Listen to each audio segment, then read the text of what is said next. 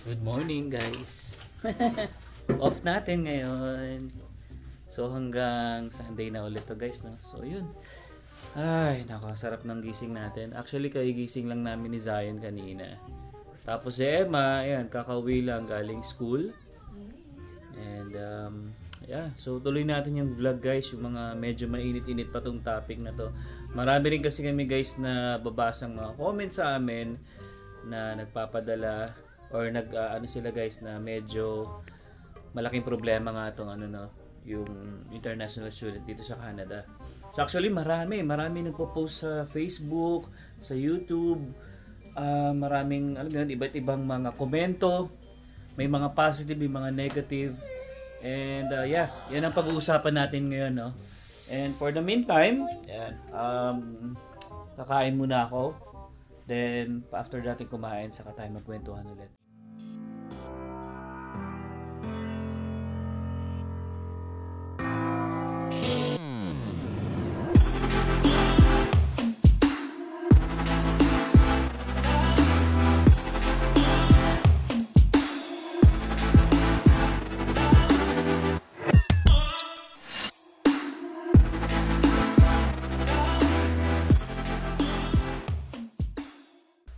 Guys, so tapos natin kumain, and pakita ko lang sa inyo muna yung labas kasi medyo maganda yung weather namin ngayon +7, tsaka maaraw ngayon.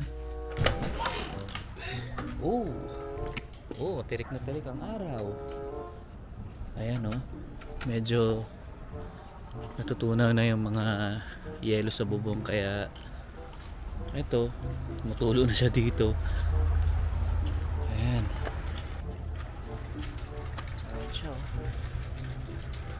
Galing niya doon sa bubong namin. Ayan. So yung problema dito, ito madulas to. Yan, yung mga yan.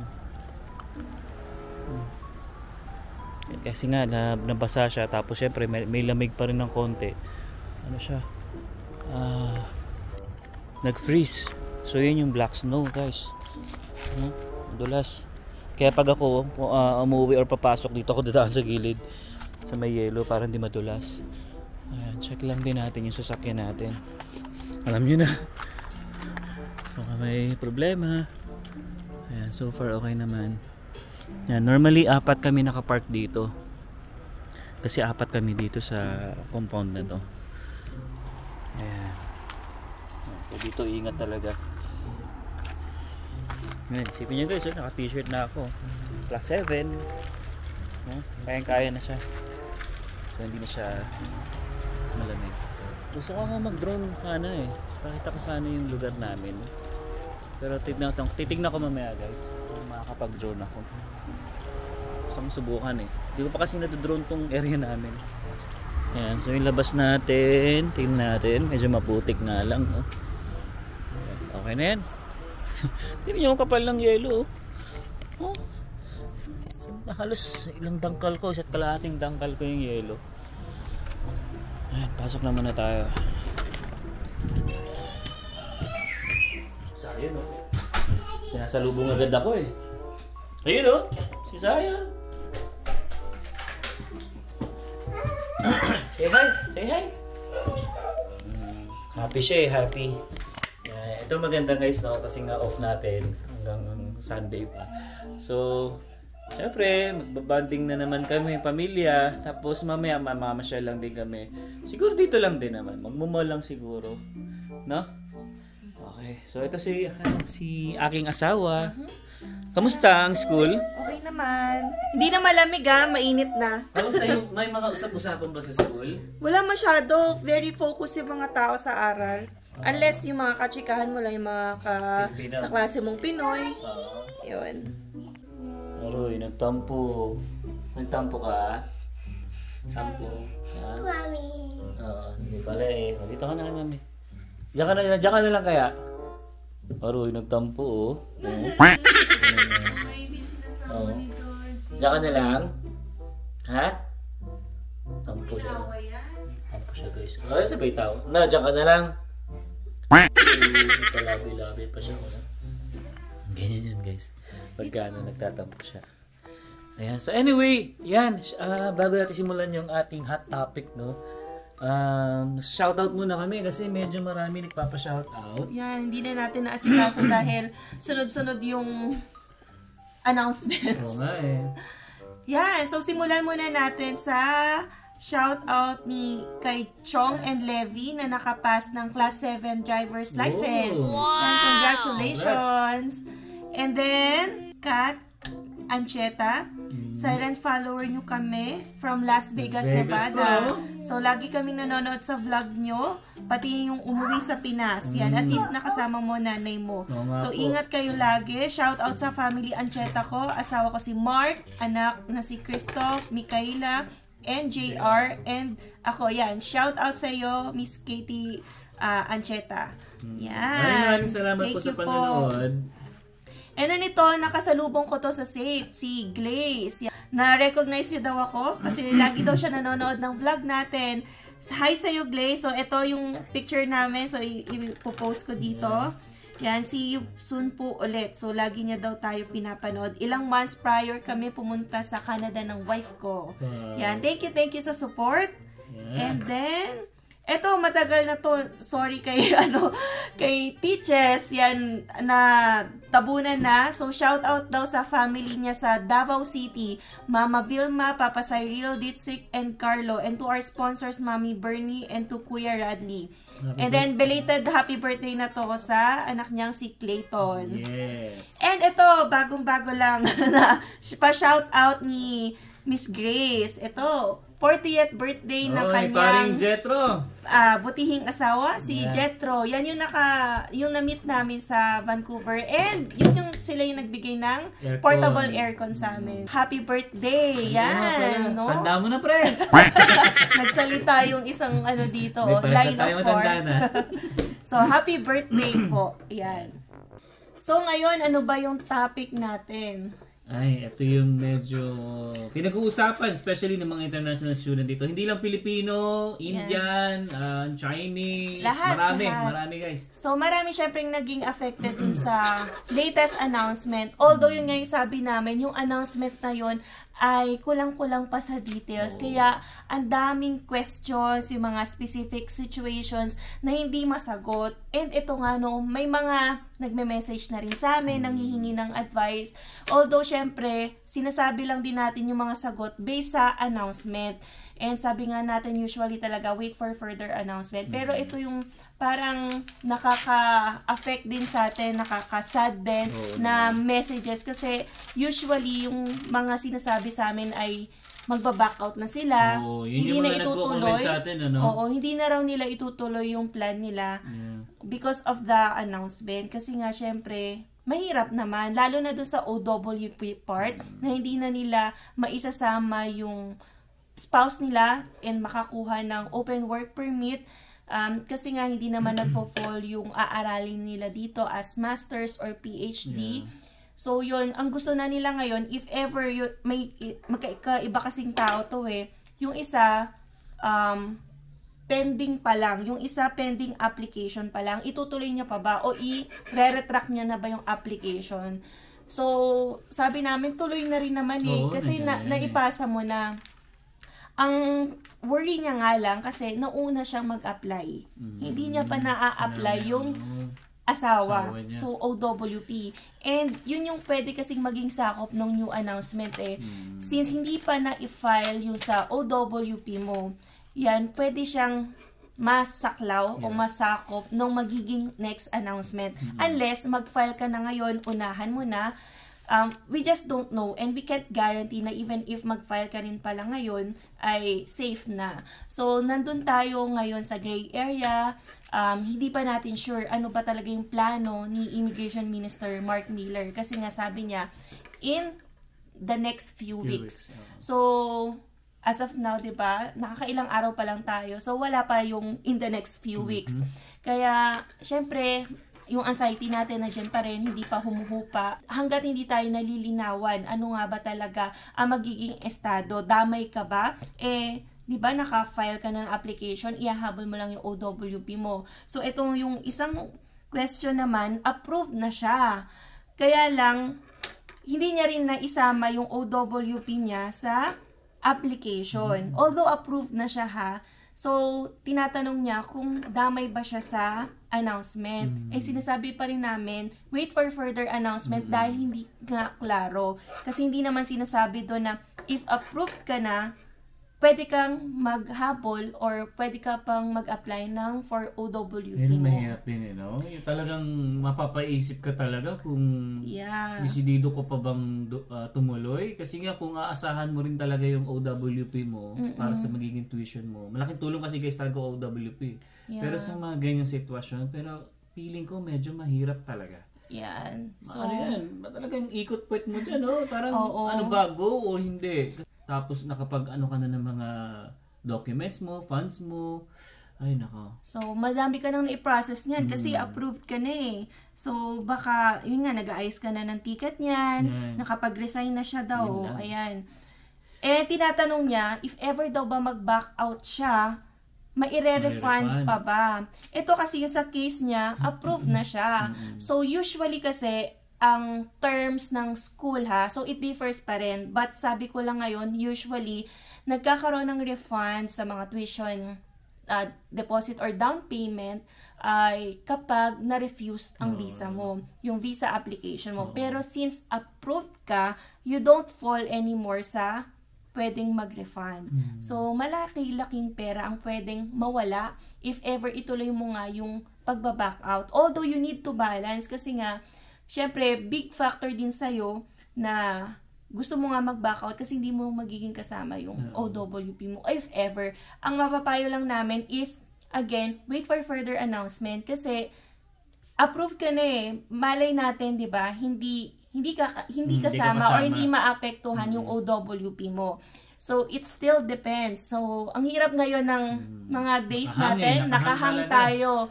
Lalo na yung iba na gusto mag-submit na ng student visa application, nakahang din sila. Kasi hindi sila makasubmit ng student visa application dahil wala silang attestation letter. Since ni-require nga na dapat kapag magpa-file ka na ngayon starting January 2022, 2024, dapat may attestation letter yung visa application mo. Pero, as of now, wala pang process or procedure saan mo makukuha yung attestation letter and sino magre-release nun. Even kami nga guys, totoo lang ha, nung nabalitaan, talagang nangamba rin kami. Kumbaga, yun nga, wala pang malinaw talaga na na announcement. Kaya parang kami, parang ma-extend ba tayo? May extend niya ba ako? Parang mahirap. Especially, lalo yung mga nag-a-apply pa lang ngayon. Tulad na ito nga. Kasi, sila, mga may pending application, yung isa approved. So, sabi lang namin talaga, wait and see. Pero, yung sa may pending application na, and then, syempre, nag-aantay na ng approval and ihahabol yung OWP, pwede niyang ihahabol yung OWP kasi naka-file naman na siya, hindi na siya damay sa January 22, 2024. So, before the announcement siya nag-file. Yung OWP lang ang pinoproblema niya. Pwede niya ihabol. Yun nga sabi natin, hindi natin naman alam kung masasaklaw ka or masasakop ka ng restriction sa OWP. Pero syempre, nandito ka na, naka-file ka na. Just proceed and let's wait and see. Kasi yun nga, antayin natin yung announcement.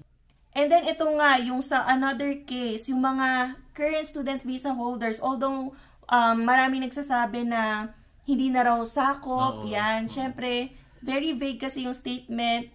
Sabi lang namin talaga lagi, wait for further announcement. So, ito, tinatanong nga kung affected. Kaya, hindi namin syempre mag-guarantee, hindi kami yung tagabigay ng assurance. Sabi nga namin, and lagi namin disclaimer na hindi naman kami immigration consultants or lawyers dito. Kami lang din yung nag-share sa inyo yung visa announcement na binigay ni Immigration Minister Mark Miller. So, yun. Diba? Ang hirap ng posisyon. So, talaga. We can feel for you. Pero kung ako na lang, ako sa tanungin, siguro yung ituloy niya na lang muna.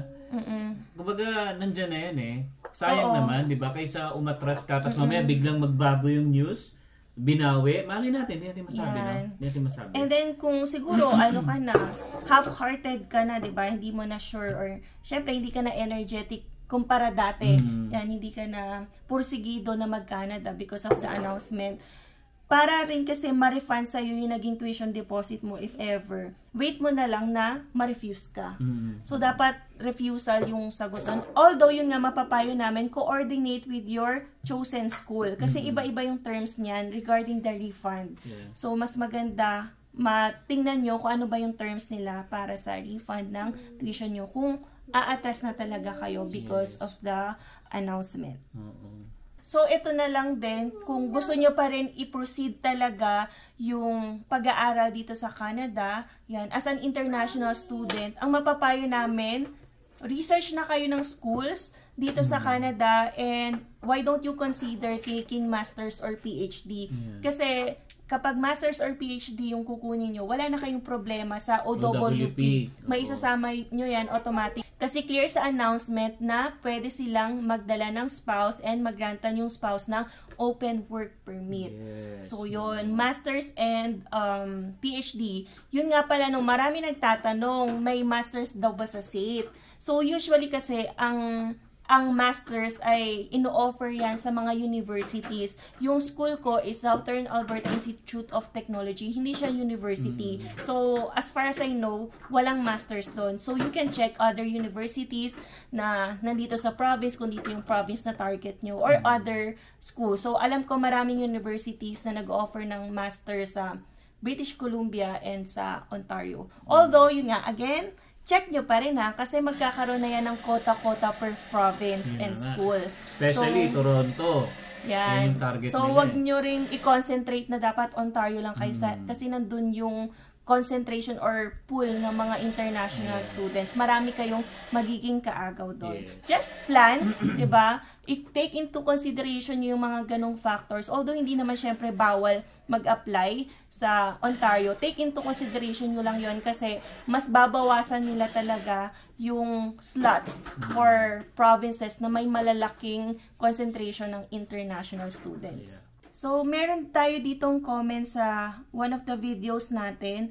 Sabi niya, buti na lang di ako tumuloy sa Canada. So, dito ako natanggap sa Germany as international student. Free tuition sa public university. Yan, si Erlyn nag-comment to.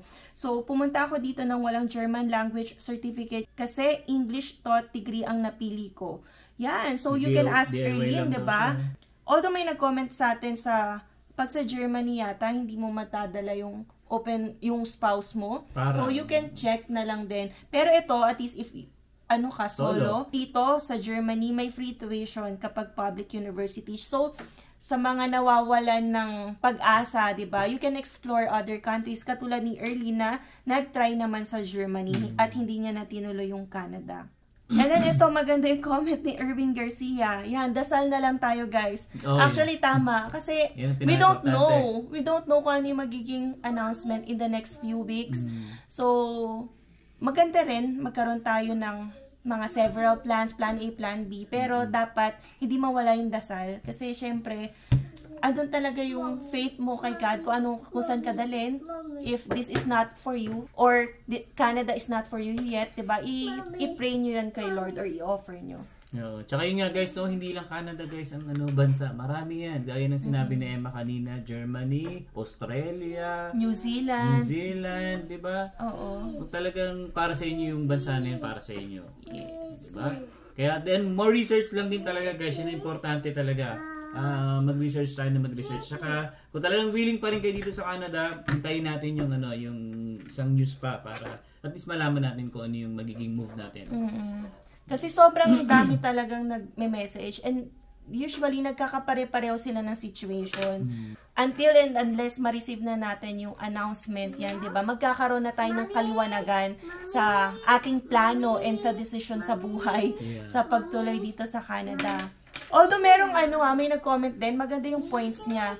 Kasi, syempre, thinking of the Canada side, maganda naman talaga yung naging desisyon ngayon. Kasi malilimit na talaga yung mga international students, hindi na magkakaroon ng masyadong kaagaw yung mga permanent residents and citizens sa trabaho. Although, dapat isipin din, syempre, when they implemented it, ready ba sila na punuan yung mawawalang pera because bawas na ang international students. Kasi, syempre, undeniably rin naman, malaking pera yung naipapasok ng international students dito. So, tinatanong, ready ba ang schools sa ganitong announcement? Kasi mawawalan sila ng pondo. Saan kukunin ng mga designated learning institutions, yung mga pera na mawawala sa kanila dahil bawas na international student? Manghihingi na ba sila ng support sa government or for government funding? So, we don't know. Yan, ano lang yan, parang domino effect din. Hindi naman with this announcement, ano lang to, beneficial sa ganitong aspeto, magkakaroon din yan ng other aspects. So, tingnan natin, and sana, di ba, with this kind of announcement, kumanda na rin yung presyuhan ng bahay, yung mga renta dito. Kasi at least, alam nila, di ba, supply and demand eh. Since mababawasan yung demand sa bahay, sa mga renta, dahil bawas na yung international student, sana bumaba na rin yung presyo ng upa. Yeah, speaking of bahay, yun nga pala guys, kagabi, nagkukwentuhan kami, kasi nga may trabaho tayo kagabi. Yung isang katrabaho namin kasi guys, puti, no? Sising-sisi siya. Bakit hindi daw siya bumili noong pa ng bahay? Isipin niyo ha, dito na yun, puti na talaga, dito na siya lumaki. Talagang napamura talaga, sabi niya, kumbaga sa Tagalog, parang gano'n, no? Na bakit hindi pa ako bumili na yun? Parang sinisisi niya pa yung mga, yung mga student talaga. Totoo lang, oo. Sabi niya, kaya daw nagtaas yung bahay dito, dahil gawa nga daw ng mga international student. Hindi lang international student, marami pa. Mga immigrants, refugees, newcomers. Yeah, yun daw ang isang dahilan kaya tumaas talaga yung mga bahay dito. Kaya sabi niya, sising-sisi siya, dapat, yun nga, noon pa raw siya bumili. Tulad daw ngayon, kung bibili daw siya ng bahay ngayon, napakamahal na. Dati napakamura lang. So, ayun, parang nanghinayang talaga siya. So, nasa timing naman yan eh. Malay mo, since limited na yung international students na dadating ngayon, biglang bababa yung value ng bahay. Pero yan, mga ano lang yan, possibilities. We don't know the future. Yeah. Pero syempre, di ba, it plays with the supply and demand thing.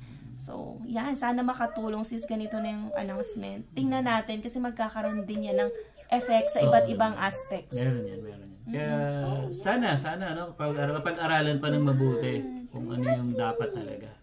Okay. Yeah, pero sa ngayon guys, dahil yan yung big news ngayon, so yun dapat ang sundin muna natin ngayon. Ayun. Maghintay ng resulta.